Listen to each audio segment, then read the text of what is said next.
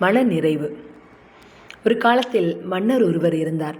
நாடு முழுவதும் நிறைய மரங்களை நட்டு வளர்க்க வேண்டும் என்பது அவரது விருப்பம். அவரே அதற்கு முன்மாதிரியாக இருக்க வேண்டும் என்று நினைத்தார். அதனால் அரண்மனையை சுற்றி நிறைய மரங்களை நட்டு வளர்த்தார். இதனை பார்த்த மக்களும் தங்கள் வீடுகளை சுற்றி மரக்கன்றுகளை நட்டு வளர்த்தார்கள். அதனால் சிறிது காலத்திற்கு ஊர் முழுவதும் பசுமையாக மாறிவிட்டது. இது எல்லோருக்கும் மகிழ்ச்சியை தந்தது.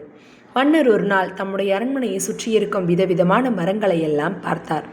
எப்படி இருக்கிறீர்கள் என்று ஒவ்வொரு மரத்திடமும் விசாரித்தார். எந்த மரமும் மகிழ்ச்சியாக இருப்பதாக தெரியவில்லை.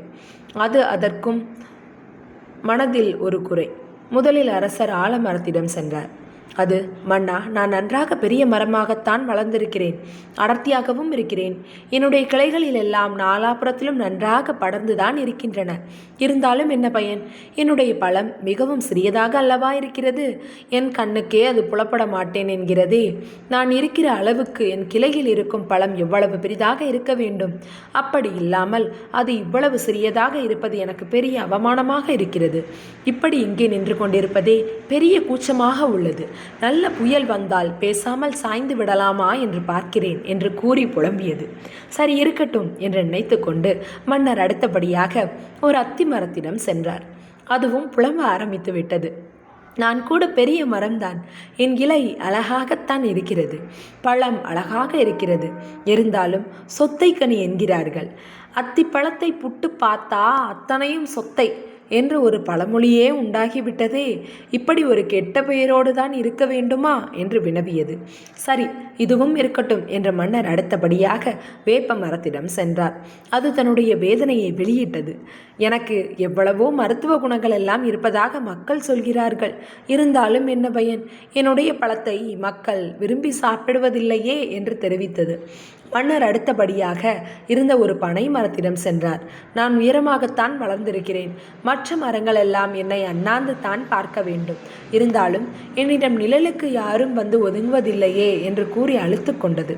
சரி, புளிய மரம் என சொல்கிறது, பார்ப்போம் என்று நினைத்தபடி அரசர் அதனிடம் சென்றார். என்னுடைய நிழலில் யாரும் தங்குவதில்லை. உடம்புக்கு சூடு என்று ஒதுங்கி போகிறார்கள்.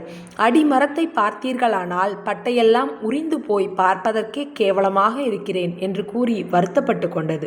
முருங்கை மரம் மன்னரிடம் என்ன சொல்லியது தெரியுமா? என் இலை, காய் எல்லாம் சாப்பிட வருகிறவர்களுக்கு சத்து கொடுக்கிறது என்பது உண்மைதான்.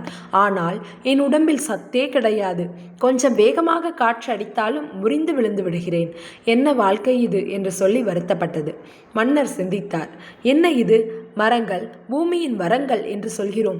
மழை பெய்வதற்கே மரங்கள் தான் காரணம். அதனால்தான் பூமியே செழிப்பாக இருக்கிறது.